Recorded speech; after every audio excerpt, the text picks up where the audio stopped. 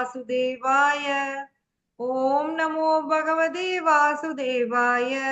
नारायणं नमस्कृत्य नरं चैवं नरोत्तमं देवीं सरस्वतीं व्यासं ततो जयमुदीरयेत्। नष्टप्रायेषु भद्रेषु नित्यं भागवत सेवया भगवती उत्तम श्लोके भक्तिर्भवति नैष्टिकी।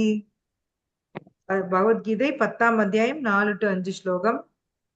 புத்திர்ஞானமசம்மோக க்ஷமா சத்யம் தமः शमः சுகம் துக்கம் பவோ பாவோ பயம் சாபயம் ஏவச்ச அஹிம்சா சமதா துஷ்டி ஸ்தபோ தானம் யசோ யசக யசக பவந்தி பாவ பூதானாம் மத்தேவ பிருதக் பிதாக. யாரோ ஒருத்தர் ஃபர்ஸ்ட் மொழிபெயர்ப்பு படிங்க, அப்புறம் வந்துட்டு அந்த அகிம்சை அப்படிங்கிற பேராகிராஃப்ல இருந்து படிக்கலாம். வளர்மதி மாதாஜி படிக்கிறீங்களா?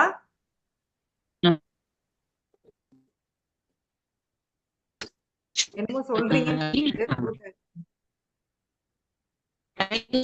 10.4 தாங்க மாதாஜி படிக்கிறேன். கவிதா மாதாஜி நீங்க படிக்கிறீங்களா? மாதாஜி உங்களுக்கு எங்களுக்கு கேட்கவே மாட்டேங்குது, விட்டு விட்டு வருது. அதனால வேற யாரையா படிக்க சொல்றேங்க. நான் படிக்கிறேங்க மாதாஜி. படிங்க படிங்க. மொழிபெயர்ப்பு மட்டும் ஃபர்ஸ்ட் படிங்க மாதாஜி. மொழிபெயர்ப்பு மற்றும் பொருளை வழங்கிய பக்தி வேதாந்த சரஸ்வதி பக்தி வேதாந்த சுவாமி ஸ்ரீல பிரபுபாதி ஸ்ரீமத் பிரபுபாதருக்கு ஜெய்.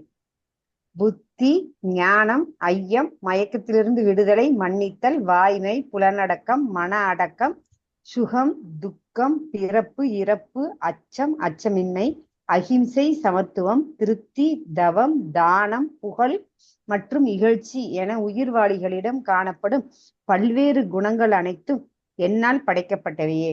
ஹரே கிருஷ்ணா. மாதாஜி அடுத்தது அந்த பொருளுரையில அகிம்சை என்றால் அப்படின்னு ஒரு பேராகிராஃப் ஸ்டார்ட் ஆகும், அதை படிங்க. படிக்கிறேங்க மாதாஜி. அஹிம்சை என்றால் பிறரை துன்பத்திலும் குழப்பத்திலும் ஆழ்த்தக்கூடிய எந்த செயலையும் செய்யாமல் இருப்பதாகும். அரசியல்வாதிகள், சமூகவாதிகள், பெரும் வள்ளல்கள் போன்றவர்களால் வாக்குறுதி கொடுக்கப்படும் ஜட செயல்கள் நல்ல விளைவுகளை தருவதில்லை. ஏனெனில் அத்தகு அரசியல்வாதிகளிடமும் சமூக சேவகர்களிடமும் தெய்வீக பார்வை கிடையாது. மனித சமுதாயத்திற்கு உண்மையான நன்மை தரக்கூடியது என்ன என்பது அவர்களுக்கு தெரியாது. மனித உடலை முறையாக பயன்படுத்தி பக்குவ நிலையை அடைய மக்கள் பயிற்சி அளிக்கப்பட வேண்டும். அதுவே அகிம்சை எனப்படும். மனித உடல் ஆன்மீக உணர்விற்கானதாகும்.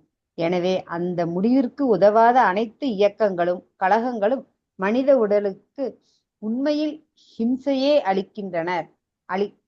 பொதுமக்களின் வருங்கால ஆன்மீக ஆனந்தத்திற்கு உதவும் செயல்கள் அஹிம்சை எனப்படும். ஹரே கிருஷ்ணா மாதாஜி. சோ இந்தியால அஹிம்சைங்கிறது ஒரு பெரிய லாபி இல்லைங்களா? சோ இங்க பிரபுபாத் தெளிவா கொடுக்குறாரு. அகிம்சை அப்படின்னா என்னன்னா மத்தவங்கள துன்பத்துல ஆழ்த்தாத செயல் இல்லைங்களா? சோ இது எல்லாருமே ஒத்துக்குவோம். நம்ம அகிம்சைனா மத்தவங்கள துன்பப்படுத்தாத செயல். சோ இன்னைக்கு இருக்கிற அரசியல்வாதிகள், மிகப்பெரிய சோசியல் சமூக சேவர்கள் அதெல்லாம் இத பண்றாங்களா அப்படின்னு யோசிச்சுக்கோங்க. அவங்க பண்ணக்கூடிய செயல்கள் எல்லாமே என்னன்னா, பிரபுபாத் கூட சொல்லுவாரு, உட்கார்ந்துட்டு இத பத்தி பேசுவாங்க, பிற அந்த அகிம்சை பத்தி, பிற ஒரு உயிர்களை கொல்லக்கூடாது அப்படின்லாம் உட்காந்துட்டு மணிக்கணக்குல மீட்டிங் பேசிட்டு வெளியில சிக்கன் சாப்பிடுவாங்களாம். பிரபுபாத் அதை சொல்லுவாரு. அப்புறம் இது என்னத்த போய் நீங்க அகிம்சை நீங்க பேசுறீங்க அப்படின்னு கேட்பாரு. ஹரே கிருஷ்ணா. யார் அன்மியூட் பண்ணிருக்காங்க? சுந்தரி மாதாஜி. சோ உண்மையான அகிம்சை என்ன அப்படின்னா மத்தவங்களுக்கு துன்பம் தராத செயல். இப்போ நம்மளுடைய மனித உடல் நம்ம எதுக்காக எடுத்திருக்கோம் சொல்லுங்க? மனித உடலோட பயன் என்ன? எதுக்கு எடுக்கிறோம்? பகவானுக்கு தொண்டு செய்து பகவான. S, correct. பத்மா மாதாஜி, பகவானுக்கு தொண்டு செய்யறதுக்கு, பகவானை அடையறதுக்கு. அதுக்குதான் மனித உடல் கிடைச்சிருக்கு. ஆனா இன்னைக்கு மக்கள் அதுதான் பண்றாங்களா? கவர்மெண்ட் அதுக்கு ஃபெசிலிட்டேட் பண்ணுதா? யோசிச்சு பாருங்க. கவர்மெண்ட் என்ன பண்ணுது? நல்லா போய் என்ஜாய் பண்ணுங்கன்னு சொல்லி அவங்களே டாஸ்மாக் ஆரம்பிச்சு ஊத்தி கொடுக்குறாங்க இல்லைங்களா?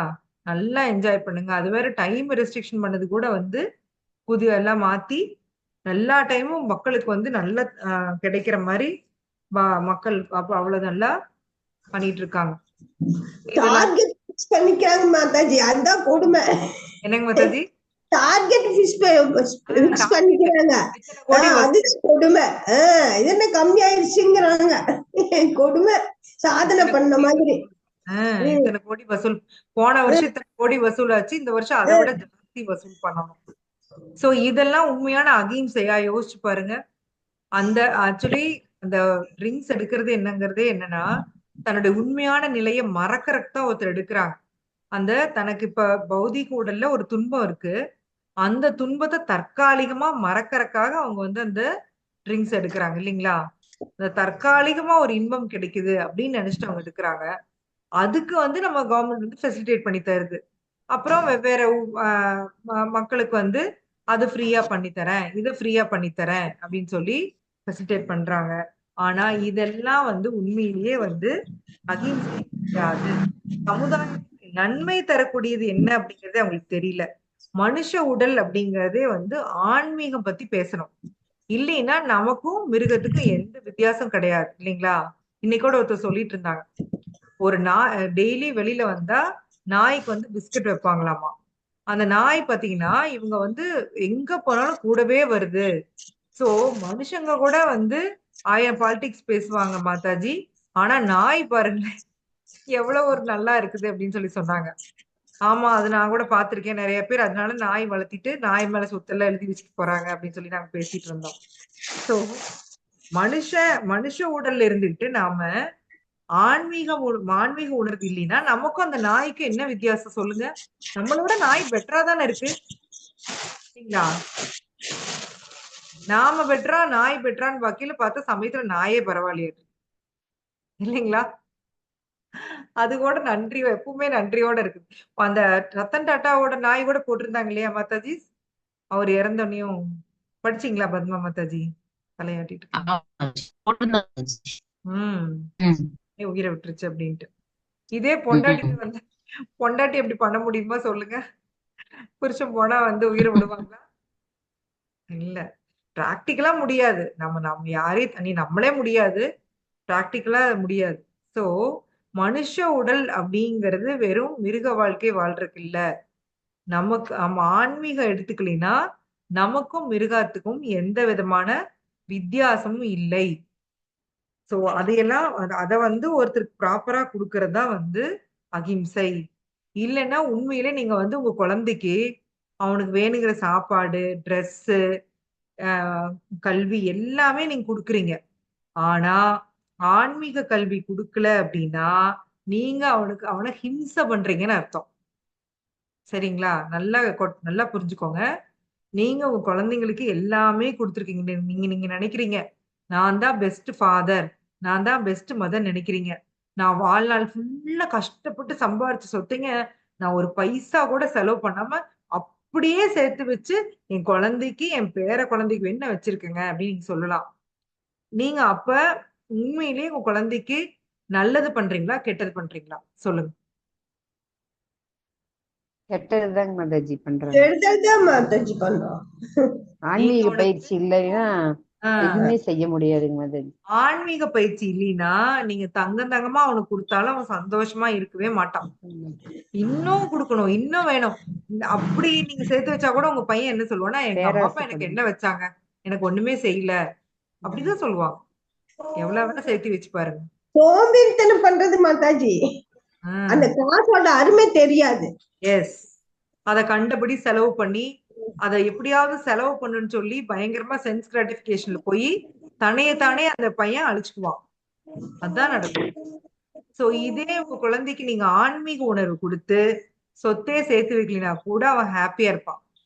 நீங்க கிருஷ்ண உணர்வு கொடுத்தீங்கன்னா அவன் உலகத்துல எந்த மூலையில போய் என்ன வேலை செஞ்சாலும் அவன் வந்து நிம்மதியா சந்தோஷமா இருப்பான். சோ எது வந்து நல்லது நீங்களே யோசிச்சுக்கோங்க. எது ஹிம்சை, எது அஹிம்சை?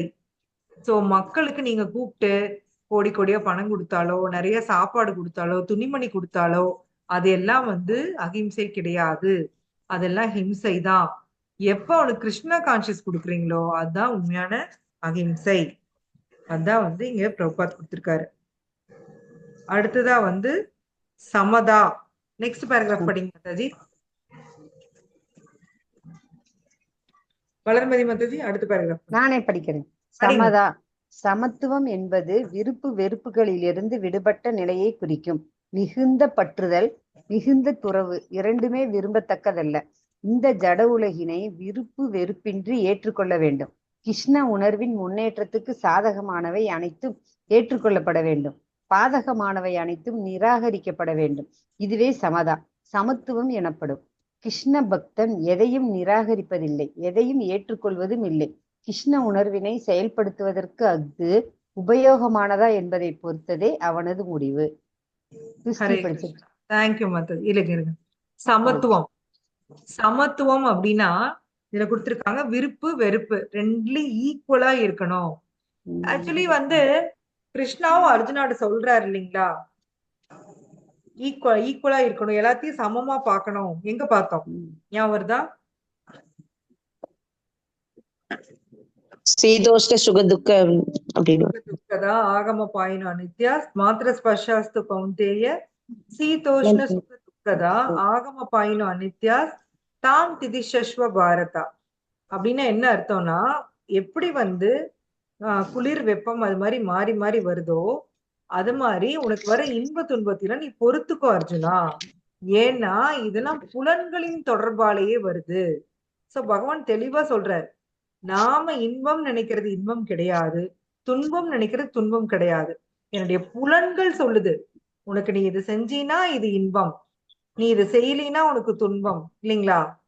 நீ இது சாப்பிட்டீனா உனக்கு இன்பம், நீ சாப்பிடலினா போச்சு, நீ லைஃப்ல மிஸ் பண்ணிட்ட, நீ எதையோ அனுபவிக்காம விட்டுட்ட அப்படின்னு சொல்லி நம்ம மைண்ட் நமக்கு சொல்லும்.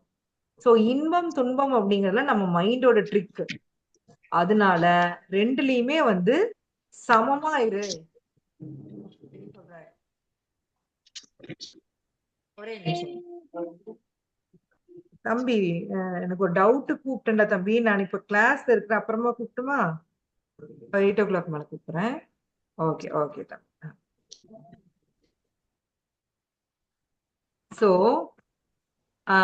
அதனால நீ வந்து இது எல்லாத்தையும் பொறுத்துக்கோ அர்ஜுனா அப்படின்னு சொல்லி பகவான் சொல்றாரு. எல்லாத்தையுமே பொறுத்து போயிரு, ஏன்னா இதெல்லாம் டெம்பரரி, இது வந்து நிரந்தரம் கிடையாது. இதனுடைய எக்ஸிஸ்டன்ஸ் வந்து ரொம்ப ரொம்ப டெம்பரரி. நம்ம அடிக்கடி சொல்றதுதான். நமக்கு 10 வருஷம், நீங்க எல்லாருமே யோசிச்சு பாருங்க, உங்களோட வாழ்க்கையில ரீவைன் பண்ணி பாருங்க. பாஞ்சாலி மாதாஜி நீங்களா ரொம்ப சீனியர். உங்க லைஃப்ல பயங்கரமான துன்பம் ஒண்ணு வந்திருக்கும், ஏதாவது ஒண்ணு தாங்கவே முடியாதுன்னு நீங்க நினைச்சது கூட வந்திருக்கலாம் இல்லைங்களா? சொல்லுங்க. வந்திருக்கு. இப்பவும் அப்படி இருக்காது? அது எங்கேயோ இப்ப உள்ள இருக்கு, மறக்க முடியல. ஆனா ஆனா இருக்கு. இருக்கு. ஆனா இப்ப தாங்கிக்கிறீங்க இல்லையா? அதுக்கப்புறம் தாங்க. அப்போ அந்த ஸ்டேஜ்ல பார்த்தா அது வந்து அவ்வளவுதான் முடியாது அப்படிங்கிற ஒரு நிலைமை வந்திருக்கும் இல்லைங்களா? ஆமா ஆமா மாதாஜி இருந்திருக்கு. போச்சு அப்படின்னு நம்ம அப்படியே ஃப்ரீஸ் ஆகி நின்றுப்போம். ஆனா அது வந்து இப்ப வந்து அந்த மட்டுப்பட்டு போச்சு, அந்த துன்பத்தின் அளவு வந்து மட்டுப்பட்டுருச்சு. அதே மாதிரி நீங்க இன்பமும் நிறைய அனுபவிச்சிருப்பீங்க, இல்லாம இல்லை இல்லைங்களா? இத்தனை வருஷத்துல ஆமா இருக்கு மாதாஜி. குழந்தைங்க உண்டு. பிறந்தது, அவங்க நல்லா படிச்சது, கல்யாணம் பண்ணது, இந்த மாதிரி இன்பங்கள் அனுபவிச்சிருப்போம். ஆனா அதுவும் பாத்தீங்கன்னா நிரந்தரமா இருக்கா? இல்ல. அதுவும் போக்குல மட்டுப்பட்டு போயிருச்சு. சோ அதனால இந்த பௌதீக உலகத்தினுடைய இன்பம் துன்பம் எல்லாமே அதோட நிலை வந்து ரொம்ப ரொம்ப தற்காலிகமானது. அதனால அத பத்தி நம்ம பெருசா அழட்டிக்க வேண்டாம் அப்படின்னு பகவான் சொல்றாரு. அர்ஜுனா இது எல்லாத்தையுமே நீ பொறுத்துக்க கத்துக்கோ. சோ இதுல ஏன் வந்து இன்பத்தையும் பாத்தீங்கன்னா மிகுந்த பற்றுதல் மிகுந்த துறவு ரெண்டுமே விரும்பத்தக்கதுலன்னு சொல்றாங்கன்னா, நீங்க ரொம்ப உங்க மனசை போட்டு இறுக்கிக்கிட்டீங்க அப்படின்னா, துறவு துறவு அது வேண்டாம் இது வேண்டாம் அது வேண்டாம் இது வேண்டாம் நீங்க இறுக்கிட்டீங்க அப்படின்னா என்ன ஆயிரும்னா, கிருஷ்ணா உள்ள போக மாட்டார், உங்க மைண்ட் பாறாங்கல் மாதிரி ஆயிரும். அதனாலதான் யோகிகள்லாம் என்ன பண்றாங்கன்னா அதுதான் பண்றாங்க. அவங்க மைண்ட் கண்ட்ரோல் சென்ஸ் கண்ட்ரோல் பண்ணி இறுக்கிக்கிறாங்க. வைராகியம், ஞானம் வைராகியம் ரெண்டும் வேணும்னு சொல்லிட்டு இறுக்கிக்கிறாங்க. ஆனா அப்படி இருக்கிட்டா அவங்களுக்கு கிருஷ்ணா வந்து கிருஷ்ணாவுடைய அந்த பாஸ்ட் டைம்ஸ் கூட அவங்களுக்கு ருச்சிக்காதாம். நமக்கு ருசிக்கிற அளவுக்கு அவங்களுக்கு ருசிக்காது. ஏன்னா அவங்க எல்லாத்தையும் எங்கேயாவது ஐயோ நான் எங்கேயோ சந்தோஷப்பட்டுருவனா, ஐயோ நான் எங்கேயோ துன்பப்பட்டுருவனா அப்படின்னு சொல்லி தங்களோட எல்லாத்தையும் கண்ட்ரோல் பண்றாங்க, செயற்கையா வந்து கண்ட்ரோல் பண்றாங்க. அப்படி இருக்கிறப்ப நம்மளால வந்து அதை ரசிக்க முடியாது பகவானுடைய இந்த லீலைகள். இப்போ நாம அன்னைக்கு கூட பார்த்தோம் இல்லைங்களா, எப்படி அந்த தாமோதர் லீலால பகவான் வந்து அவ்வளோ நேரம் கோபமா இருந்தவரு, யசோதாமா வந்து உயிரை விட்டுருவாங்கன்னு சொன்ன உடனே குதிச்சுட்டு ஓடுறாருல, ஐயோ அம்மா அப்படின்ட்டு அழுதுட்டே ஓடுறாரு. யசோதாமா அழுகுறாங்க, நந்த மகராஜ் அழுகுறாங்க, பிருந்தாவனவாசிகள் அழுகுறாங்க. இது எல்லாம் நாம வந்து நாம இப்ப சாதாரண நம்ம ஃபேமிலிலயே நம்மளால பொருத்திக்க முடியுது இல்லைங்களா? நம்ம வந்து மாதாஜி கூட சொன்னாங்க, கூஸ் பம்ப்ஸ் வந்துருச்சு, ஒரு மாதிரி நல்லா இருந்துச்சு அந்த கேக்குறப்போ அப்படின்னு. இதெல்லாம் நம்மளால அனுபவிக்க முடியுது. ஆனா இந்த யோகிகள்லாம் என்ன பண்றாங்கன்னா, இன்பம் துன்பம் ரெண்டுமே வரக்கூடாதுன்னு சொல்லி இறுக்கிக்கிறாங்க. அந்த மாதிரி கூடாது அப்படின்னு பகவான் சொல்றாரு. சம்மதா அப்படின்னா என்ன? சம்மதாக்கு அர்த்தம்னா, கிருஷ்ண உணர்வுக்கு சாதகமா இருக்கிறத ஏத்துக்கணும், கிருஷ்ண உணர்வுக்கு பாதகமா இருந்ததுன்னா அதை நிராகரிச்சிடணும். நம்மளுடைய ஒரே அளவுகோல் இதுதான். நான் இப்போ ஒரு செயல் நான் செய்யறேன் அப்படின்னா, இது என்னுடைய கிருஷ்ண உணர்வுக்கு சாதகமா இருக்குமா அப்படின்னா நான் செய்யறேன். ஒரு விரதமே இருக்கேன் அப்படின்னா, இது வந்து என்னுடைய கிருஷ்ண உணர்வுக்கு சாதகமா இருக்குமா அப்படின்னா நான் விரதம் இருக்கேன். பாதகமா இருக்குமா அப்படின்னா நான் வந்து அந்த விரதத்தை நான் இருக்கல. அவ்வளவுதான். ரொம்ப சிம்பிள். சோ ரெண்டே நம்மளுடைய அளவுகோலே இவ்வளவுதான். சோ இதுதான் வந்து சமதா அப்படின்னு சொல்லி பிரபுபாத நமக்கு விளக்கம் கொடுக்கிறாரு. நெக்ஸ்ட் துஷ்டி படிங்க மாதாஜி. திருஷ்டி படிக்கிறது. திருஷ்டி திருப்தி என்றால் தேவையற்ற செயல்களின் மூலம் ஜடப்பொருள்களை மேன்மேலும் சேர்க்க விரும்பக்கூடாது. பரமபுருஷரின் கருணையால் கிடைத்ததை கொண்டு திருப்தி அடைய வேண்டும். இதுவே திருஷ்டி எனப்படும். தபஸ் என்றால் தவம். விடியற்காலையில் எழுந்து குளிப்பது போன்ற பல்வேறு விதிமுறைகள், வேத விதிமுறைகள் இங்கே பொருந்தும். விடியற்காலையில் எழுவது என்பது சில நேரங்களில் கடினமாக இருக்கலாம். ஆனால் ஒருவன் தானாகவே விரும்பி ஏற்கக்கூடிய இத்தகு தொல்லைகள் தவங்கள் என அழைக்கப்படுகின்றன. அதுபோலவே மாதத்தின் சில குறிப்பிட்ட தினங்களில் விரதங்கள் பரிந்துரைக்கப்படுகின்றன. இத்தகு விரதங்களை பயிற்சி செய்வதில் ஒருவன் விருப்பமின்றி இருக்கலாம். ஆனால் கிருஷ்ண உணர்வின் விஞ்ஞானத்தில் முன்னேற்றம் பெறுவதற்கு அவன் உறுதியுடன் இருக்கும் காரணத்தால் உடல் ரீதியிலான இத்தகு தொல்லைகள் பரிந்துரைக்கப்படும் போது அவன் அவற்றை ஏற்றுக்கொள்கின்றான். ஆனால் தேவை இன்றியோ வேத வழிமுறைகளுக்கு மாறாகவோ விரதம் இருக்கக்கூடாது. அரசியல் நோக்கங்களுக்காக உண்ணாவிரதம் இருப்பது தவறு. அத்தகு விரதம் பகவத்கீதையின்படி தமோ குணத்தை சேர்ந்ததாகும். மேலும் ரஜோ அல்லது தமோ குணத்தில் செய்யப்படும் எந்த ஒரு செயலும் ஆன்மீக முன்னேற்றத்துக்கு வழிகாட்டாது. சத்துவ குணத்தில் செய்யப்படும் அனைத்து செயல்களும் ஒருவனை முன்னேற்றும். வேத நெறிகளின் படியான விரதங்கள் ஆன்மீக ஞானத்தை அதிகரிக்கும். ஹரே கிருஷ்ணா. வெயிட் பண்ணுங்க. எஸ், துஷ்டி திருப்தி அதாவது தேவையில்லாத பொருட்களை சேர்க்க கூடாது. பகவானின் கருணையினால நமக்கு கிடைச்சிருக்கு. இப்போ நாம இந்த பௌதிக உலகத்துல பாத்தீங்கன்னா எவ்வளவு நல்ல லைஃப் அமைஞ்சாலும் யாருமே திருப்தி ஆகிறது இல்லை. இன்னும் வேணும் இன்னும் வேணும். அம்பானியா இருந்தா கூட அவரு தன்னுடைய நிலையை தக்க வச்சுக்கிறதுக்கு போராடுறாரு இல்லைங்களா? இன்னும் வேணும் இன்னும் வேணும்னு சொல்லி மக்கள் வந்து எதுலையுமே திருப்தி அடையறது இல்ல. இப்ப எல்லாம் வந்து அமேசான் வந்ததுல இருந்து ஒவ்வொரு வீட்லயும் பாத்தீங்கன்னா 2 mixie, 2 grinder, 2 washing machine, 2 fridge அப்படி போயிட்டு இருக்கு இல்லைங்களா? கிரேட் அமேசான் சேல் போட்டா உடனே எல்லாம் கிளம்பிடுறது. எல்லாம் வந்து 2 2 3 3 வாங்கி வச்சுக்கிறது. சோ இதெல்லாம் தேவையில்லை. யோசிச்சு பாருங்களேன், இதெல்லாம் தேவையா? நம்ம ஒரு பொருள் வாங்குறதுக்கு முன்னாடி இதெல்லாம் தேவையா அப்படின்னு நம்ம யோசிச்சுட்டு வாங்கணும். அப்படி இல்லாம பகவான் நம்மளுக்கு வேணுங்கிறதெல்லாம் கொடுத்துருக்காரு. ஆனா அதை வச்சுமே நம்ம திருப்தி அடையல. நான் அடிக்கடி சொல்றேன், இங்க இருக்கிறவங்க எல்லாருக்குமே இருக்கிறதுக்கு ஒரு இடம், போட்டுக்கிறதுக்கு துணிமணி, 3 வேளை சாப்பாடு. இதுல யாருக்காவது பஞ்சம் இருக்கா சொல்லுங்க? இங்க இருக்கிறவங்க யாருக்குமே அதுக்கு பஞ்சம் இல்லை. ஆனாலும் நம்ம திருப்தியா இருக்கோமா? 1000 குறை சொல்றோம். எனக்கு அது சரியில்லை, இது சரியில்லை, அப்படி சரியில்லை, இப்படி சரியில்லை, பையன் சரியில்லை, புருஷன் சரியில்லை, அது எதுவுமே சரியில்லை. சோ நம்ம தகுதிக்கு ஏத்ததான் கிடைச்சிருக்குது அப்படிங்கிறது நம்மளால ஒத்துக்கவே முடியறது இல்ல. நான் வந்து பர்ஃபெக்ட், எனக்கு எப்படி இப்படி அமையலாம், இதுதான் நம்முடைய கோபமா இருக்கு. ஆனா பகவான் ஆக்சுவலி நம்ம தகுதிக்கு மீறியே எல்லாமே கொடுத்திருக்காரு. நல்லா யோசிச்சு பாருங்க, உங்களுக்கே புரியும். நம்மளுக்கு வேணுங்கிறது எல்லாம் கொடுத்து நம்மள தங்கமா பாத்துக்கிறாரு. ஆனா நமக்கு வந்து அது புரியறது இல்ல, எதுலயுமே நமக்கு திருப்தி வரதில்லை. சோ அந்த மாதிரி இருக்கக்கூடாது. துஷ்டி அப்படின்னா திருப்தி அடையணும், பகவானோட கருணையினால எனக்கு கிடைச்சதெல்லாம் வச்சு நான் வந்து திருப்தி அடையணும். அடுத்து வந்து தவம். சோ விடியற் காலையில எந்திரிச்சு குளிக்கிறது. இப்ப வந்து நம்ம இந்த கார்த்திக் மந்த்ல இருந்தாவது நான் வந்து ஆக்சுவலி பாத்தீங்கன்னா முன்ன வந்து சின்சியரா மங்களாரத்தி பண்ணிட்டு இருந்தேன். நடுவுல கெட்டு குட்டிச்சவரா போய் 5 மணிக்கு தான் எந்திரிக்க ஆரம்பிச்சேன். முதல்ல 4:30க்கு எந்திரிச்சு 3:30க்கெல்லாம் அலாரம் வச்சு எந்திரிச்ச காலமெல்லாம் இருக்குது. அப்புறம் முடியலன்ட்டு அப்படியே வந்து 5 மணிக்கு, அதாவது 4:30 மணிக்கு எந்திரிச்சு 5 மணிக்கு சாண்டிங் ஆரம்பிச்சிட்டு இருந்தேன். அப்புறம் இந்த கார்த்திக் மந்த்ல இந்த கார்த்திக் மந்த்தை வச்சாவது திருப்பியும் பழைய ஜோஷை இழுத்து பிடிக்கணும்னு சொல்லி இப்ப திருப்பியும் இந்த 1 மந்தா வந்து ஸ்டார்ட் பண்ணி மங்களாரத்தி போயிட்டு இருக்குது.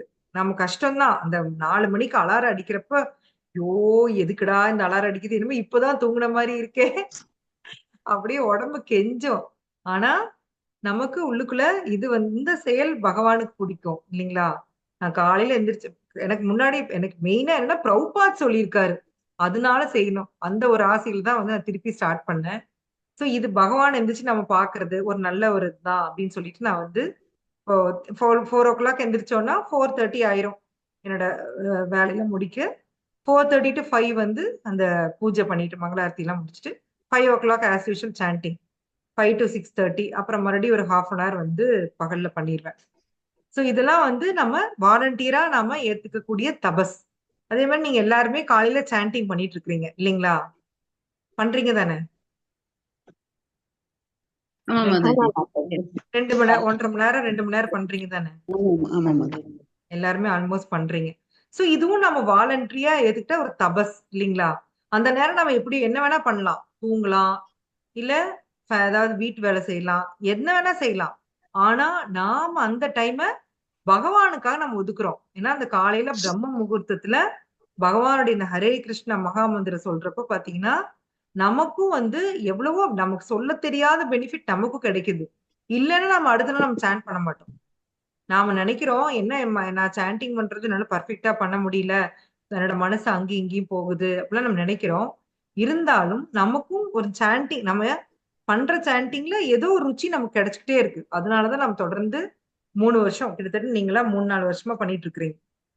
சோ இதெல்லாம் வாலண்டியரா நாம ஏத்துக்கொண்ட ஒரு தவம். சோ இந்த சில மாதத்துல இந்த குறிப்பிட்ட விரதம் இப்ப பாத்தீங்கன்னா பீஷ்ம பஞ்சகனா சொன்ன மாதிரி அது வந்து சில பேர் எடுத்துக்கிறாங்க. சோ கிருஷ்ண உணர்வின் விஞ்ஞானத்தில் முன்னேற்றம் பெறுவதற்கு உறுதியாக இருக்கும் காரணத்தால் உடல் ரீதியான தொல்லைகள் பரிந்துரைக்கப்படும் போது அவற்றை ஏற்றுக்கொள்கிறான். இப்ப ஏகாதசி விரதமே எடுத்துக்கலாம். மாசத்துல 2 நாள் நாம வந்து தானியங்களை தவிர்க்கிறோம். அது வந்து கொஞ்சம் ஃபர்ஸ்ட் நமக்கு சிரமமா தான் இருந்தது. ஆனா இது வந்து ஏகாதசி அன்னைக்கு தானியங்கள் சாப்பிட்டா பாவம் வரும் பகவான் சொல்லியிருக்காரு. அதனால வாலண்டியரா நம்ம வந்து அந்த இதை ஏத்துக்கிறோம் இல்லைங்களா? சோ இதெல்லாம் வந்து நம்ம பண்றோம். ஆனா தேவைக்கு மாறா ஏதோ ஒரு அரசியல் காரணங்களுக்காகவோ, இல்ல சில பேர் டயட் இருக்கிறேன், வெயிட் குறைக்கிறேன் அந்த மாதிரி காரணங்களுக்காக வந்து விரதம் இருக்கக்கூடாது. அது வந்து தமோ குணத்தை சேர்ந்ததாமா. சோ ரஜோ குணமும் தமோ குணமும் பாத்தீங்கன்னா நம்மளுக்கு வந்து நம்முடைய ஆன்மீக முன்னேற்றத்துக்கு வந்து அது வந்து உதவவே உதவாது. பிரபுபாத் தெளிவா கொடுத்துட்டாரு. அந்த மாதிரி நீங்க விரதங்கள் இருக்கிறப்போ அது உங்களுடைய ஆன்மீக முன்னேற்றத்தை தடுக்கதான் செய்யும். சத்வ குணத்தில் செய்யப்படும் செயல் தான் ஒருத்தர் முன்னேற்றம். வேத நெறிகளின்படியான விரதங்கள் ஆன்மீக ஞானத்தை அதிகரிக்கும். சோ வேத நெறிகள் படிதான் நாம வந்து விரதங்கள் இருக்கணும். ஆக்சுவலா நான் இன்னைக்கு வேற ஒரு செஷன் நினைச்சேன், நான் மறந்துட்டேன். ப்ரிப்பேர் பண்ணி வந்து எடுத்திருப்பேன். ஒரு ஒரு லெக்சர் ஒண்ணு கேட்டேன், உங்களுக்கு குரூப்ல கூட அனுப்பிச்சு விட்டேன். ஆனா இங்கிலீஷ்ல இருந்தது. பிரிஜவிகாரி பிரபுன்னு சொல்லி அவர் வந்து சாண்டிங் பத்தி எப்படி நல்லா சாண்ட் பண்றது அதுக்கு வந்து டிப்ஸோட வந்து எடுத்திருந்தாரு. சோ நான் அதை வந்து கண்டிப்பா நான் நெக்ஸ்ட் டைம் ப்ரிப்பேர் பண்ணி உங்களுக்கு எல்லாம் வந்து நான் தமிழ்ல சொல்லி தரேன் எப்படி பண்ணலாம் எது பண்ணலாம். ஏன்னா நம்மளுடைய பக்தி வந்து 99% எதுல டிபெண்ட் ஆயிருக்குன்னா சாண்டிங்ல தான் டிபெண்ட் ஆயிருக்கு. சோ அது எப்படி முன்னேற்றிக்கிறது அப்படிங்கறத பத்தி அவர் பேசியிருக்காரு.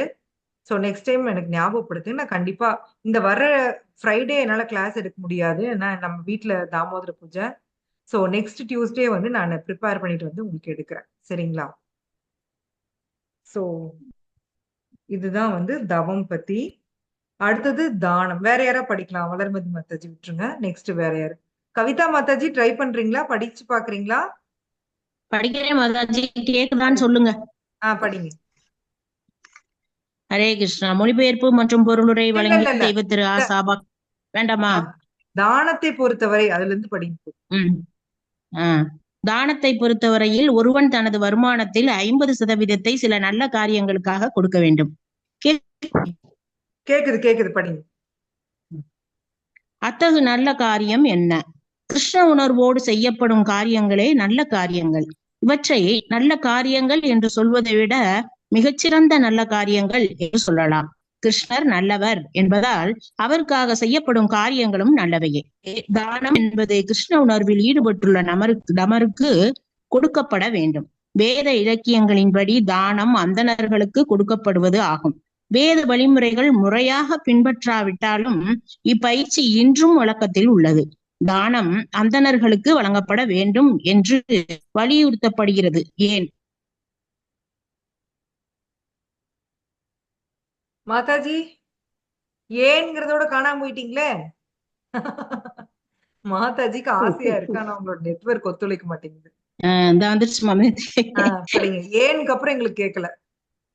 ஏனெனில் உயர்ந்த ஞானமாக ஆன்மீக ஞானத்தை வளர்ப்பதில் அவர்கள் ஈடுபட்டுள்ளனர்.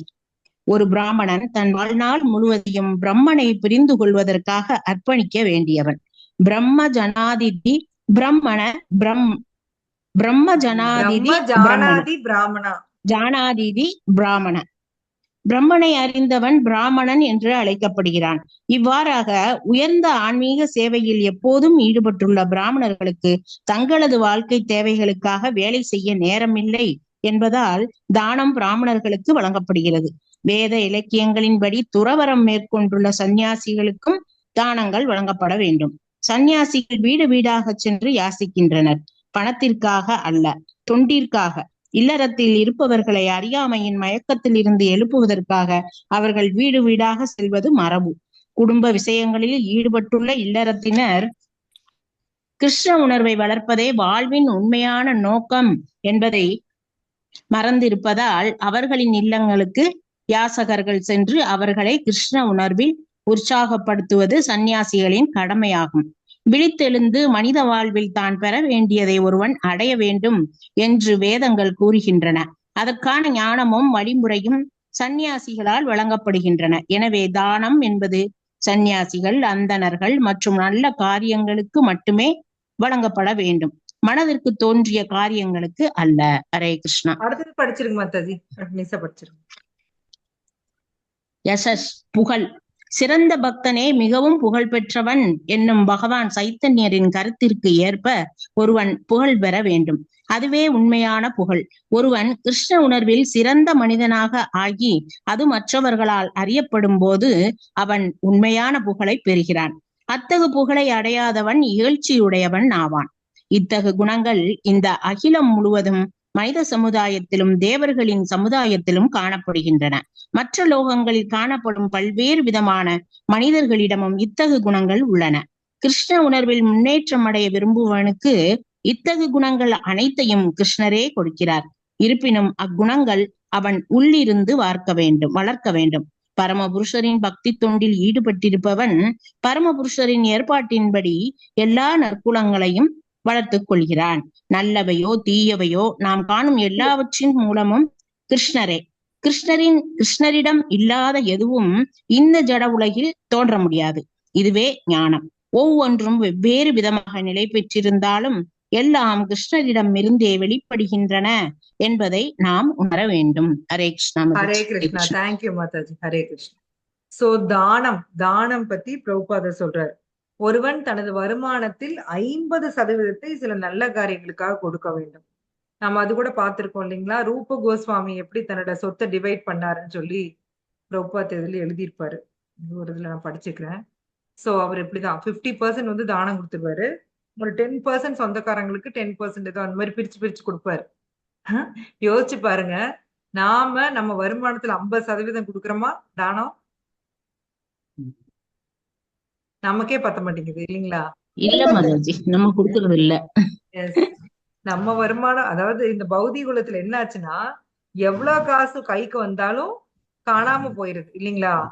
கரண்ட் பில்லு, போன் பில்லு, அந்த அந்த டாக்ஸ், இந்த டாக்ஸ் எல்லாம் கட்டி முடிச்சு பார்த்தா கடைசியில ஒண்ணும் நிக்கிறது இல்ல. இதுல எங்க போய் 50% கொடுக்கறது இல்லைங்களா? அது போக அமேசானு, பிளிப்கார்ட் இந்த ஆர்டர் பண்ணி வாங்குறது, அப்புறம் ஸ்விக்கி, ஜொமேட்டோ பாதி காசு போயிருது. சோ இன்னைக்கு உண்மையிலேயே பாவம். இப்ப குழந்தைங்க எல்லாம் பாருங்க, பிள்ளைங்க பசங்க எல்லாம் சம்பாதிக்கிறாங்கன்னு தான் பேரு. ஆனா கையில வந்து பைசா நிக்கிறது இல்ல இல்லைங்களா? ஒரு வீடை விட வாங்கிக்கிறாங்க. அப்புறம் வாழ்நாள் ஃபுல்லா அந்த இஎம்ஐ கட்டுறக்கே எனக்கு சரியா போயிடுது. எனக்கு என் தங்கச்சி பையன் தான் சொல்லிட்டு இருந்தான். ஆமா அம்மா மாதாஜி. இல்லைங்களா? அவன் புலம்பிட்டு இருந்தான். அவனும் ம். ஐடில தான் இருக்கான். அவன் சொன்னதை வச்சுதான் நான் சொல்றேன். ம். எதுவும் ஆகுறது இல்ல. ஏன்னா இன்னைக்கு அந்த நம்மள வந்து அப்படி செலவு பண்ண தூண்டுறாங்க அப்படிங்கிறான். அந்த காசு இவங்க சம்பாரிச்சாலும் இப்போ ஒரு மால்க்கே போயிட்டு வந்தாங்கன்னா சர்வசாதாரணமா 1000 2000 செலவாயிருது இல்லைங்களா? போய் அங்க போய் ஒரு ஆள் சினிமா பார்த்துட்டு சாப்பிட்டு வந்தாங்கன்னா சினிமா டிக்கெட்டே 200 ரூபாய்க்கு விக்குது. நடுவுல பாப்கார்ன் அது ஒரு 200 ரூபாய். அதுக்கப்புறம் வந்து லஞ்ச் அங்க ஒரு குறைஞ்சது ஒரு ஆளுக்கு 700 800 ஆகும். சோ சர்வசாதாரணமா வந்து ஒரு ஃபேமிலில போனாங்கன்னா என்ன செலவாகுது பாத்துக்கோங்க. ஒரு ஆளுக்கு 1200 ரூபாய் கிட்ட செலவாகுது. சோ இந்த மாதிரிதான் இப்படி நான் இவங்க எவ்வளவுதான் சம்பாரிச்சாலும் உங்களுக்கு எங்க பத்த போகுது? இதுல வந்து நீ 50% தான் நீ செலவு பண்ணும் அப்படின்னு சொன்னா நம்மள உதைக்கவே வந்துருவாங்க அவங்க. உண்மை மாதாஜி எனக்கு கிளாஸ் எடுத்தவர் வந்து இப்ப வந்து இத 13 to 18 எடுத்தவரை இப்படிதான் சொன்னாரு. 50% கொடுக்கணும்னு சொன்னதுக்கு அப்புறம் எல்லாம் இஎம்ஐ கட்டணும் எல்லாம் சொல்லிட்டு இருந்தாங்க. அதுக்கு அவர் வந்து எல்லா செலவுகளையும் அதெல்லாம் கட்டுப்படுத்தி கிருஷ்ண உணர்வுல இருக்கிறவங்க வந்துடலாம், அதை நம்மளால முடிஞ்சா செய்ய முடியும் அப்படின்னு சொன்னாரு மாதாஜி. நம்மளால முடியும் மாதாஜி. நான் இன்னைக்கு பிராக்டிக்கல் லைஃப்ல நான் சொல்லிட்டு இருக்கேன் இப்படி போயிட்டு இருக்கு அப்படின்ட்டு. Yes correct. சரி, நான் எப்படிங்கிறதுனால கொடுக்க முடியாதுங்கன்னு நீங்க சொன்னீங்கன்னா, நீங்க ஃபுல்லா உங்க சொத்தை அனுபவிச்சீங்கன்னா அதுக்கு வேற வழியில ஆப்பு வரும். போய் ஹாஸ்பிட்டல்ல கொண்டு போய் லட்ச லட்சமா கொடுப்போம். ஏதாவது வண்டி ஆக்சிடென்ட் ஆகி கொடுப்போம். ஏதாவது ஒண்ணு நீங்களே கவனிச்சு பாருங்க. உங்க வருமானத்தை நீங்களே அனுபவிக்கணும்னு நீங்க நினைச்சீங்கன்னா கண்டிப்பா ஏதோ ஒரு செலவு வரும். ஆக்சுவலி பெரியவங்க எல்லாம் சொல்லுவாங்க இல்லைங்களா, சுப விரயம் பண்ணு அப்படின்னு சொல்லுவாங்க. கேள்விப்பட்டிருக்கீங்களா? சோ இப்ப கல்யாணம் பண்றது, இதெல்லாம் வந்து வீடு கட்டுறது, இதெல்லாம் சுப விரயம்னு சொல்லுவாங்க. விரயம் தான், காசு விரயம் தான், ஆனா சுப விரயம். நீங்க அதை பண்ணலினா அசுப விரயம் வந்துரும். அதுக்காக இதையாவது பண்ணுன்னு சொல்லுவாங்க. ஆக்சுவலி நம்ம வருமானத்துல ஏதோ ஒரு போர்ஷன் கண்டிப்பா நாம வந்து ஒதுக்கிதான் ஆகணும். எல்லாத்தையும் நானே அனுபவிக்கணும்னு நீங்க நினைச்சீங்கன்னா மாயாதேவி உங்கள்ட்ட இருந்து வேற வழியில புடுங்கிருவாங்க. ஸோ இவ்வளவு நாம 50% முடியலனா கூட நம்மளால எவ்வளவு முடியுதோ அவ்வளவு வந்து நம்ம கொடுத்துதான் ஆகணும். எதுக்காக கொடுக்கணும் அப்படின்னா, யார் ஒருத்தர் கிருஷ்ண உணர்வை வளர்த்துறாங்களோ அவங்களுக்கு கொடுக்கணும். கிருஷ்ணா கான்சியஸ்ல இருக்கிறவங்க பாத்தீங்கன்னா உங்களோட பைசா தொட மாட்டாங்க. ஏன்னா நல்லா தெரியும் கர்மா வரும் இல்லைங்களா? ஆமா, அலறிட்டு ஆக்சுவலா மத்தவங்க காசு நம்மகிட்ட இருந்துச்சுன்னா நம்ம அலறிட்டு ஓடி போய் கொடுத்துருவோம். எப்பவுமே நம்ம பயப்படுவோம். ஏன்னா நானே சிஸ்டர் யூஸ்வலா பணம் கலெக்ட் பண்ணுவோம் இல்லையா? அன்னைக்கூட பத்மாவதி மாதாஜி வந்து ஒரு 500 ருபீஸ் அனுப்பிச்சு விட்டாங்க விளக்கு இதுக்கெல்லாம். சோ அப்பவே அந்த பிரபுட்ட ஜிபே பண்ண அவர் ஏதோ ரெசிப்ட் கூட அனுப்புனாரு மாதாஜி. நான் உங்களுக்கு வாட்ஸ்அப் அனுப்பி. சோ இந்த மாதிரி கொடுக்கணும். நல்ல காரியங்களுக்கு நாம கிருஷ்ணா கான்சியஸ் ஆக்டிவிட்டிக்கு கண்டிப்பா நம்ம கொடுக்கணும். நாமளே என்ஜாய் பண்றோம்னு நினைச்சோம்னா அது வந்து ரொம்ப ரொம்ப தவறு. வேத இலக்கியங்களின் படி பாத்தீங்கன்னா தானம் அப்படின்னாவே யாருக்கு கொடுப்பாங்க அப்படின்னா, யாருக்கு கொடுப்பாங்க? அந்தணர்களுக்கு. நீங்க ராமாயண மகாபாரதம் படிச்சீங்கன்னா தெரியும். அப்ப இருக்கிற ராஜா எல்லாம், அதுவும் வந்து யுதிஷ்ட மகாராஜா எஸ்பெஷலி ராஜசூய ஆகத்தப்போ பிராமணர்களுக்கு கொடுத்தது கணக்கே இல்லையா, கொடுத்துட்டே இருக்காங்க. எல்லா இலக்கியத்திலும் பிராமணர் அந்தனர் தான் மாதாஜி போட்டிருக்கிறாங்க. நீங்க ராமாயணத்திலயும் பாருங்க, பிராமணர் ராஜாக்கு ஏதாவது சந்தோஷம் வந்துருச்சுன்னா உடனே பிராமணர்களை கூட்டு தானம். தசரத மகாராஜா ராமர் பிறந்தப்ப அவ்வளவு தானம் தர்மம் கொடுத்திருக்காரு. ஈவன் வசுதேவர் வந்து கிருஷ்ணர் பிறந்தப்ப தன்னால கொடுக்க முடியலையேன்னு வருத்தப்பட்டுட்டு மனசுல கொடுத்தாராம். அதுவும் பாவத்துல குறிப்பிடப்பட்டிருக்கு. மனசுலயே வந்து பிராமணர்களுக்கு தானம் கொடுத்து, ஏன்னா அவர் ஜெயில இருந்தார் இல்லையா, மனசுக்குள்ளேயே வந்து கொடுத்தாராம். ஏன்னா கம்பல்சரி அப்ப வந்து ராஜாவா இருக்கிறவங்க பிராமணர்களுக்கு தானம் கொடுத்தே ஆகணும். ஏன் அப்படின்னா பிராமணர்களுக்கு வருமானம் தனியா கிடையாது இல்லைங்களா? இங்கே தெளிவா கொடுத்திருக்காங்க பாருங்க. ம். பிரம்மன் ஜானாதீதி பிராமணா. அவங்களோட ஒரே வேலை என்னன்னா வேத இலக்கிய நூல்களை படிச்சு அத வந்து மக்களுக்கு எடுத்து சொல்லணும். ஆன்மீக சேவைங்க. எஸ், ஆன்மீக சேவை. அதான் ஆன்மீக சேவை. கோயிலுக்கு வர்றவங்கள்ட்ட பகவானை பத்தி, பகவானோட மகிமை இன்னைக்கும் வந்து இந்தியால அந்தணர்களுக்கு ஒரு மதிப்பு இருக்கா இல்லையா சொல்லுங்க? இருக்குதுங்க மாதாஜி. இருக்கு மாதாஜி. எஸ், அவங்க சொல்றது வந்து மக்கள் நம்புறாங்க, இன்னும் கேக்குறாங்க. ஏன்னா அவங்க பகவான் சேவையில இருக்காங்க, அதனால சொல்றது கரெக்டா இருக்குன்னு சொல்லி நம்புறாங்க. அப்ப அவங்களுக்கு எவ்வளவு பெரிய பொறுப்பு இருக்கு யோசிச்சு பாருங்க. சோ அவங்க வந்து எதுக்குமே பைசா வாங்கக்கூடாது. உண்மையிலேயே எதுக்குமே அவங்க பைசா வாங்கக்கூடாது. யாகம் பண்ணாலும் வாங்கக்கூடாது, எது பண்ணாலும் அவங்க வாங்கக்கூடாது. வாங்கினாங்கன்னா பலிக்காது. அவங்க ஃபுல் அண்ட் ஃபுல் தானத்தை நம்பிதான் இருந்தாங்க. ராஜா கொடுக்குற தானம். ஆனா அதுக்காக ராஜா அதை கம்மியா கொடுப்பான்னு நினைக்காதீங்க. பசுமாடுனாலும் பசுமாடு பல்லாயிரக்கணக்குல கொடுப்பாங்க. பிராமணர்கள்லாம் சந்தோஷமா நல்லா ரிச்சா வாழ்ந்தாங்க. நடுவுல அந்த இங்கிலீஷ்காரன் காலத்துலதான் வந்து அவங்களுக்கு நொடிச்சு போனது. அந்த பிராமண குலத்தையே முடிச்சது அவங்கதான். அவங்களுக்கு வருமானம் இல்லாம போனது அதுதான். சோ இன்னுமே பாருங்க, கும்பகோணம் ஏரியால பெரிய பெரிய கோயில் இருக்கும். ஆனா அங்க வந்து அது சுத்தி இருக்கிற நிலம் பூரா அவங்களுக்கு தான், பிராமணர்களுக்கு தான் கொடுத்து, கோயிலுக்கு தான்.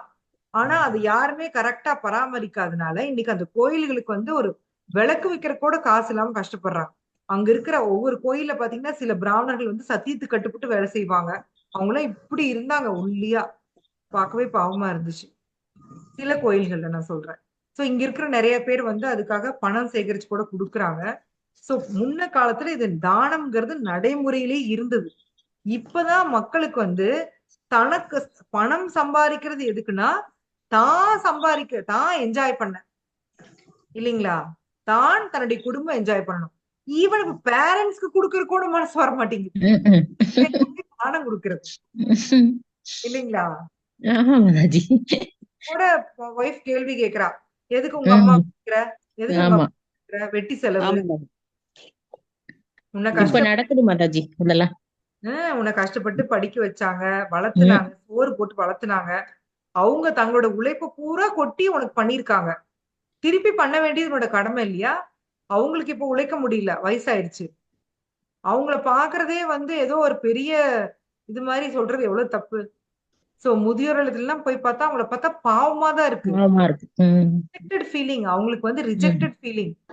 ஃபேமிலி என்னை ரிஜெக்ட் பண்ணிருச்சு. நான் யாருக்காக வாழ்நாள் ஃபுல்லா கஷ்டப்பட்டனோ அந்த ஃபேமிலி என்னை ரிஜெக்ட் பண்ணிருச்சு. இந்த ரிஜெக்டட் ஃபீலிங் தான் அவங்களுக்கு ரொம்ப உண்டாகும். பணம் கொடுக்கறது கொடுக்காது ரெண்டாவது பட்சம். நான் வந்து என் ஃபேமிலிக்கு தேவையில்லாதவன் ஆயிட்டேன். சோ தானம் அப்படிங்கிறது கம்பல்சரி எல்லாருமே கொடுக்கணும். அதான் இப்ப வந்து சன்னியாசிகள்லாம் பாத்தீங்கன்னா அப்ப வீட்டுக்கு வீடு வந்து போவாங்க, யாசகம் கேட்பாங்க இல்லைங்களா. பவதி பிச்சாந்தேகி அப்படின்னு சொல்லிட்டு வருவாங்க. சன்னியாசி யாசகம் கேட்டு வந்தா உடனே எல்லாருமே கொடுப்பாங்க, கம்பல்சரி கொடுப்பாங்க இல்லைங்களா. ஏன்னா வந்து அது வந்து ஒரு நல்லது, அவருக்கு நம்ம கண்டிப்பா கொடுக்கணும் அப்படின்னு ஒரு டியூட்டி வைஸ் கொடுப்பாங்க. எதுக்கா இப்ப சன்னியாசி அப்படிங்கிறவங்களே எல்லாத்தையும் துறந்துதான் வராங்க. அவங்க எதுக்காக வீட்டுக்கு வீடு போய் பிச்சை எடுக்கணும் யோசிச்சு பாருங்க.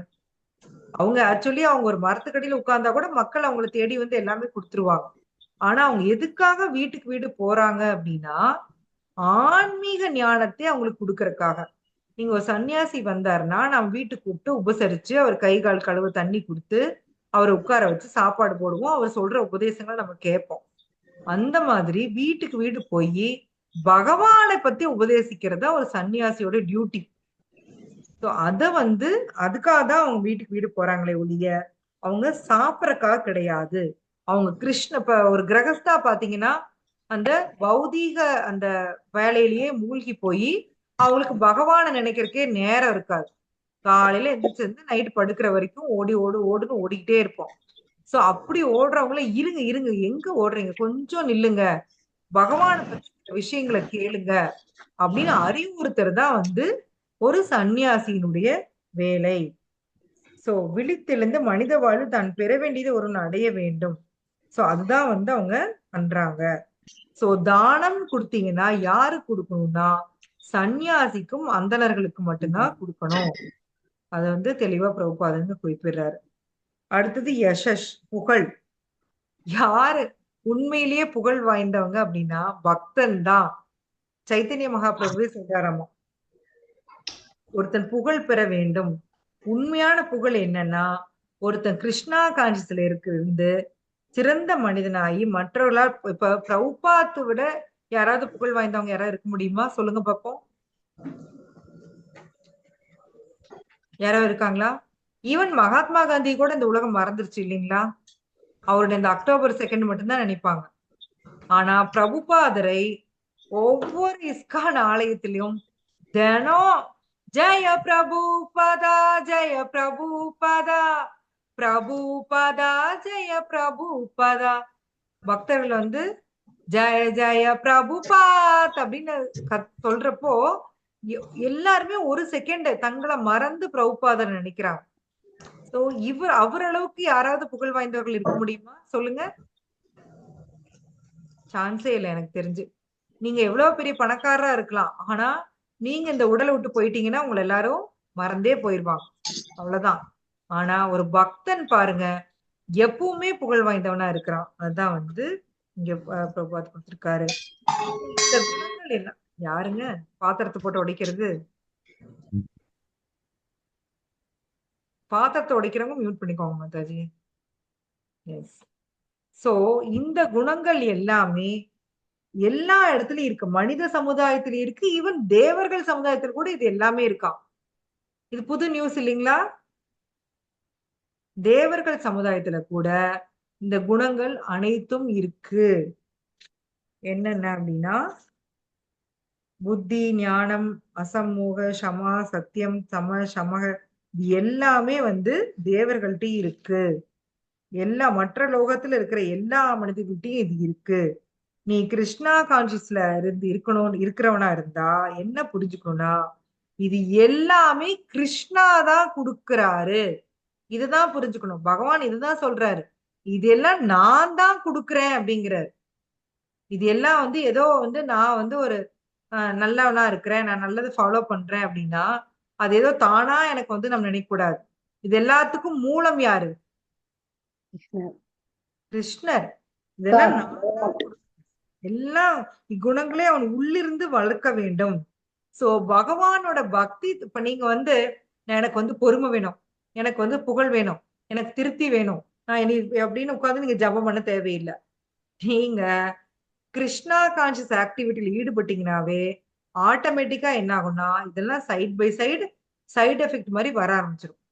எப்படி ஒரு மாத்திரை போட்டீங்கன்னா அதுக்கு ஒரு சைடு எஃபெக்ட் வருதோ, அது மாதிரி பக்தி தொண்டு பண்ணீங்கன்னா நீங்க விரும்பியோ விரும்பாமையோ உங்களுடைய நற்குணங்கள் வந்து வளர்ந்துகிட்டே தான் இருக்கும். நீங்களே வேற யாரையும் நீங்க பார்க்க வேண்டாம். உங்களுடைய லைஃப் பிஃபோர் கேசி, நம்ம பிஃபோர் கிரைஸ்ட் மாதிரி பிஃபோர் கேசி, ஆஃப்டர், இப்ப இவ்வளவு தூரம் 4 வருஷம் டிராவல் பண்ணிருக்கீங்கன்னா ஆஃப்டர் கேசி கம்பேர் பண்ணி பாருங்க. எவ்வளவு தூரம் நம்ம பண்பட்டு வந்திருக்கிறோங்கிறது உங்களுக்கே புரியும். அது ஒவ்வொருத்தருக்கும் ஒவ்வொரு மாதிரி இருக்கும். எல்லாரும் ஒரே மாதிரி ஒரே ஸ்பீட்ல போக முடியாது. ஒருத்தர் மாருதியில போனா இன்னொருத்தர் பிஎம்டபிள்யூல போவாங்க. ஆனா எல்லாருமே 4 வருஷமா டிராவல் பண்ணிக்கிட்டே தான் இருக்கோம். அது கண்டிப்பா நாம வந்து ஒரு டிஸ்டன்ஸ் டிராவல் பண்ணி தான் வந்திருக்கோம். நாம கொஞ்சமாவது டிராவல் பண்ணி வந்திருக்கோம். சில நற்குணங்கள் நம்ம கிட்ட நம்மள அறியாம வளர்ந்திருக்கு. அதுக்கு காரணம் நாம பண்ற பக்தி தொண்டு, நாம பண்ற ஹரிநாம ஜபம். ஹரே கிருஷ்ண கிருஷ்ண கிருஷ்ண ஹரே ஹரே, ஹரே ராம ராம ராம ஹரே ஹரே. இந்த மகா மந்திரத்தை கிட்டத்தட்ட சில பேர், முக்காவாசி பேர் வந்து 16 மாலைகள் ஜபம் பண்றீங்க. சோ இது நீங்க பண்ணிட்டே இருக்கப்ப என்ன நடக்கும்னா டிஃபால்ட்டா உங்களுக்கு இருக்கிற கெட்ட குணங்கள் மறைய ஆரம்பிச்சிருக்கு. ஃபுல்லா போயிருச்சுன்னா நான் சொல்லவே மாட்டேன், இன்னும் இருக்கு. எனக்கும் ஃபுல்லா இருக்கு. இன்னும் காமம், குரோதம், லோபம், மோகம், மதம், ஆச்சரியம் எல்லாமே இருக்கு. ஆனா மட்டுப்பட்டு இருக்கு. எனக்கு அந்த உணர்வு தலை தூக்குறப்ப நான் மண்டையில கொட்டிக்கிறேன். இல்ல இது நீ வந்து ஒரு டிவோட்டி, உனக்கு இது ஆகாது, நீ யார் மேலேயும் நீ பொறாமப்படக்கூடாது, நீ யார் மேலேயும் இப்படி தேவையில்லாம கோவப்படக்கூடாது. அப்படி கோவப்பட்டுட்டாலுமே மறுபடியும் நான் வருத்தப்படுறேன் இல்லைங்களா? நான் இப்படி பேசியிருக்க கூடாது, நான் பண்ணிருக்க கூடாது, ஒரு பக்தனா இருந்துட்டு நான் இதை பண்ணக்கூடாது. சோ இந்த மாதிரி நம்மள நாமளே திருத்திட்டு தான் வந்துட்டு இருக்கிறோம். கிட்ட நம்ம லைஃப்ல டிராவல் பண்ணி வர்றது. இந்த பக்தி பண்ண பண்ண என்ன ஆகும்னா ஆட்டோமேட்டிக்கா மித்த குணங்கள் வந்து அமுங்கிட்டே வந்துடும். காளியா மேல கிருஷ்ணா ஆடுறாரு இல்லையா, காளியா மேல ஆடுறப்போ காளியா அந்த நச்ச வந்து அப்படி கக்குறாரு. ஆனா அதுக்கப்புறம் பாத்தீங்கன்னா காளியா வந்து அடங்கி அமைதியாயிடுறாரு, பகவான்கிட்ட வந்து சரணாகதி அடைஞ்சிடுறாரு. அது மாதிரி பாத்தீங்கன்னா நம்ம பக்தி தொண்டு பண்றப்போ ஆரம்பத்துல நம்ம கிட்ட இருக்கிற அந்த விஷத்தை எல்லாம் வெளியே தள்ளுறோம். தள்ளிட்டு அதுக்கப்புறம் நாம எப்ப அந்த அனர்த்த நிவர்த்தி எல்லாம் முடிஞ்சு நிஷ்டா அப்படிங்கிற நிலையை அடையிறோமோ அப்போ பாத்தீங்கன்னா ஒன்லி பிளிஸ், ஆனந்தம் மட்டுமே. பகவானை பத்தியுமே எப்பவுமே நம்ம நினைச்சிட்டு இருப்போம். இந்த அனர்த்தங்கள் போற வரைக்கும் தான் கஷ்டம். அனர்த்தங்கள் நிவர்த்தி ஆயிடுச்சுன்னா உண்மையிலேயே வந்து நம்ம ரொம்ப சந்தோஷமா இருப்போம். இதெல்லாம் என்னால முடியுமா மாதாஜி அப்படின்னா கண்டிப்பா முடியும். ஏன்னா நம்முடைய ஆச்சாரியா நமக்கு சொல்லிட்டு போயிருக்காரு, இந்த பக்தி ப்ராசஸ ஃபாலோ பண்ணீங்கன்னா கண்டிப்பா இதெல்லாம் நடக்கும். ஸ்ரத்தா, சாது சங்கா, பஜன கிரியா, அனர்த்த நிவிருத்தி கண்டிப்பா நடக்கும். பிரபுபாதே சொல்லியிருக்காரு. சோ நல்லவையோ தீயவையோ நாம் காணும் எல்லாவற்றின் மூலம் கிருஷ்ணரே. கிருஷ்ணர் இல்லாத எதுவும் இந்த ஜட உலகில் தோன்றவே முடியாது. சோ நீங்க இந்த ஜட உலகத்துல மிகப்பெரிய கண்டுபிடிப்பு சயின்டிஸ்ட் எல்லாம் இப்ப என்னென்னமோ கண்டுபிடிக்கிறாங்க, அதுல கிருஷ்ணர் இல்லாம இருக்காரானா இல்லை. ஏன்னா அதுக்கு நீங்க யூஸ் பண்ற பொருள் எல்லாமே கிருஷ்ணா கொடுத்தது. எல்லாமே நீங்க இந்த உலகத்துல இருந்து எடுத்து பண்ணீங்க. எல்லாத்துக்குள்ளயும் கிருஷ்ணா இருக்காரு. நீங்க கண்டுபிடிச்ச அந்த கண்டுபிடிப்புக்குள்ளயும் கிருஷ்ணா இருக்காரு. இந்த புரிதல் இருந்தா நம்ம உண்மையில சந்தோஷமா இருப்போம். கிருஷ்ணா இல்லாத இடமே இல்ல. அவர்தான் எல்லாத்துக்குமே மூலம். அவர் இல்லாத ஒண்ணு இந்த ஜட உலகத்துல கிடையவே கிடையாது. இதுதான் ஞானம். பிரபுபாத் நச்சுன்னு அடிச்சிட்டாரு கடைசியில. ஞானம்னா என்னன்னா கிருஷ்ணா தான் எல்லாத்துக்கும் மூலம். அவர் இல்லாத பொருள் இந்த ஜட உலகத்துல கிடையவே கிடையாது. இத புரிஞ்சுக்கிறதா உண்மையான ஞானம். மத்தபடி நீங்க எத்தனை புக்கு கரைச்சு கொடுத்தீங்கனாலும் அது ஞானம் கிடையாது. சோ எல்லாமே கிருஷ்ணாட்ட இருந்தா வெளிப்படுது. இத வந்து நாம புரிஞ்சுக்கணும். பிரபுபாத் சொல்றாரு. ஓம் தத் சத். ஹரே கிருஷ்ணா. யாருக்காவது ஏதாவது